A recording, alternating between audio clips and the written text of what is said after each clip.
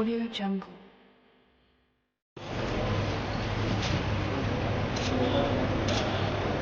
भाई सब फोटो ले आओ।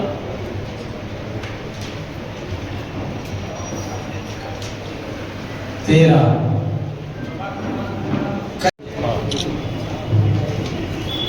खलील कुरैशी, छोटू कुरैशी, सैयद अब्दुल कामिल। ऑलरेडी हमारे आजी और माजी पत्रकारी जैसे दिलेश अम्बेडकर जी है, मसूद सोहेल खान जी है, इमरान पठान है और ऐसे कई यूथ कांग्रेस के कार्यकर्ता भी सक्षम हैं जो चुन के आ सकते हैं।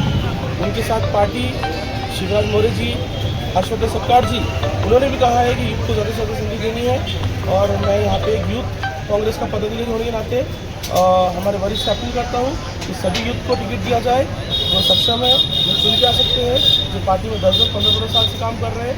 मैं जब से यूथ कांग्रेस पे काम करता हूँ, जब से मैं दिनेश भाई को, मसूद भाई को यहाँ पर काम करते देख रहा हूँ, वैसे हमारे माजी यूथ कांग्रेस के अध्यक्ष लियाकत पठान, उनके लड़के भी टिकट मांग रहे हैं, सुफियान पठान जो अभी विधानसभा के अध्यक्ष है।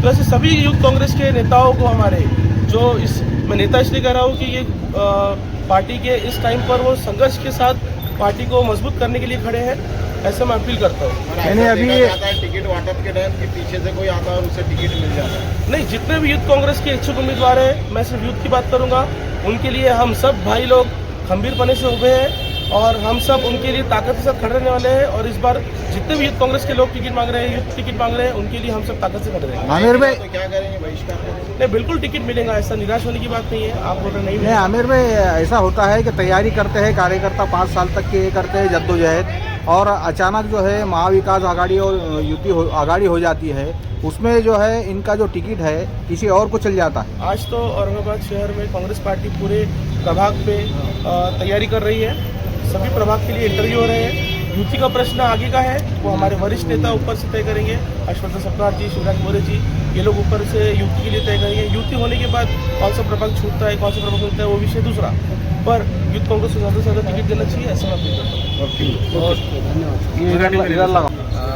जो लोग कांग्रेस के से टिकट मांग रहे हैं तो निश्चित तौर पर उनको टिकट मिलेगा, और ये वो लोग हैं जिन्होंने संघर्ष के समय पार्टी को नहीं छोड़ा है। तो हमारी ये उम्मीद है कि पार्टी के संघर्ष इस टाइम पे उनको संधि देगी। क्या हालात है, सियासत कैसी है शहर में महानगर पालिका के चुनाव को लेकर?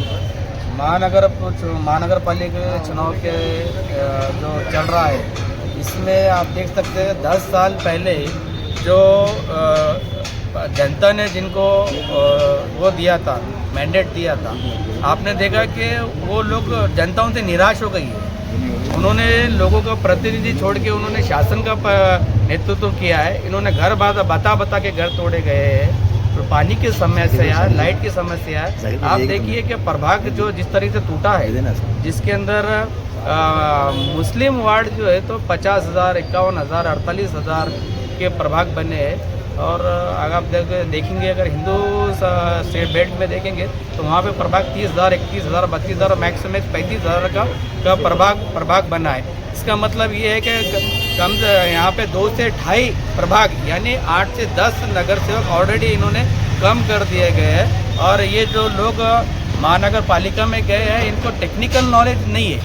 अगर इनको टेक्निकल नॉलेज होता तो ये आक्षेप लेते, इसको रोकते, इसको सही तरीके से वार्ड रचना करते, सही तरीके से इलेक्शन करवाते। तो इनको इस चीज़ का नॉलेज नहीं है। ये प्रशासन के साथ में रह के उनकी हाँ में हाँ मिलाकर जो है तो ये लोग काम कर रहे हैं, जिससे जनता नाराज़ है। सर, अतिक्रमण के बारे में सभी पक्ष की पार्टियां बोलती है, मगर आज जो शहर में बर्थ सर्टिफिकेट और डेथ सर्टिफिकेट की जो परेशानियां हो रही है, दुश्वारी आ रही है, उसके ऊपर कोई नहीं बोला, क्या कहेंगे सर?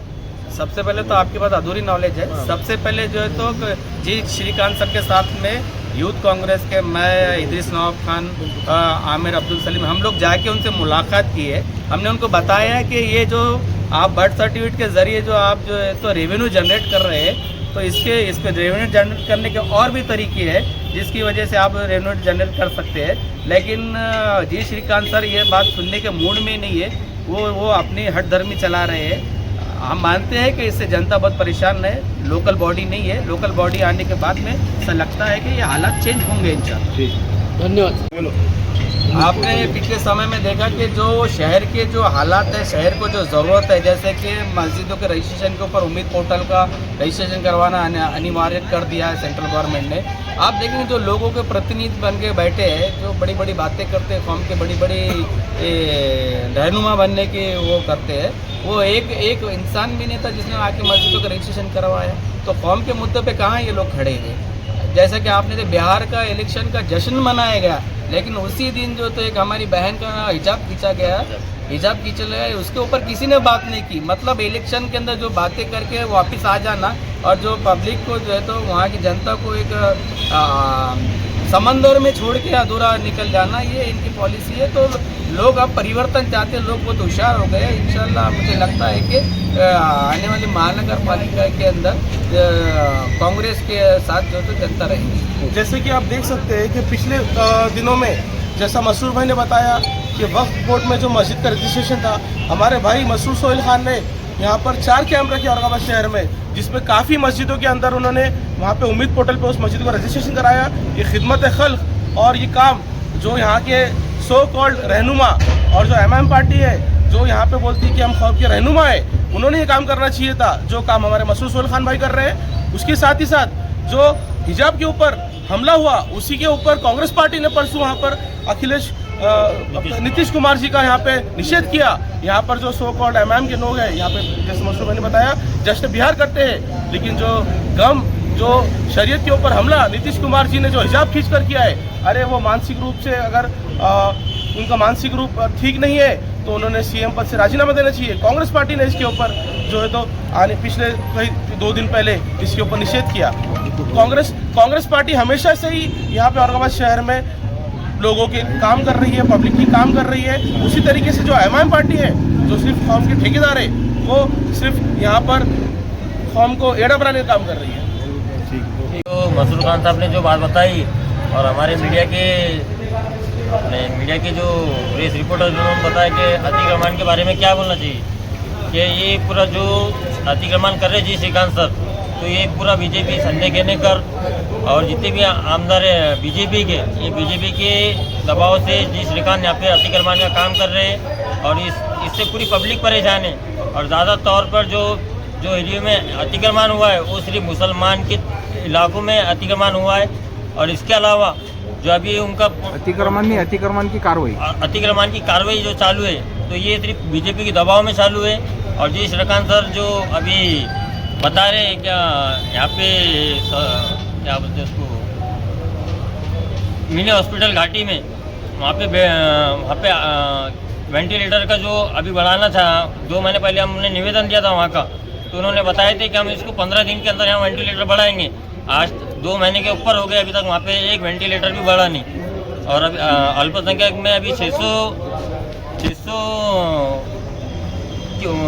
की अल्पसंख्यक की नीति है वो अभी तक हुई नहीं है, ना ही वहाँ पे कोई स्कॉलरशिप का कोई हुआ है। और दूसरी बात जो है तो हमारा अपने आमिर अब्दुल सलीम साहब जो हमारे युवा के नेता है और औरंगाबाद के जो सक्षम उम्मीदवार है, हम इनके नेतृत्व में और हमारे यूसुफ भाई शहर अध्यक्ष इनके नेतृत्व में पूरा काम कर रहे हैं और इंशाल्लाह आगे करते रहेंगे और महानगर पालिका में इंशाल्लाह कांग्रेस का झंडा लहराते रहेंगे।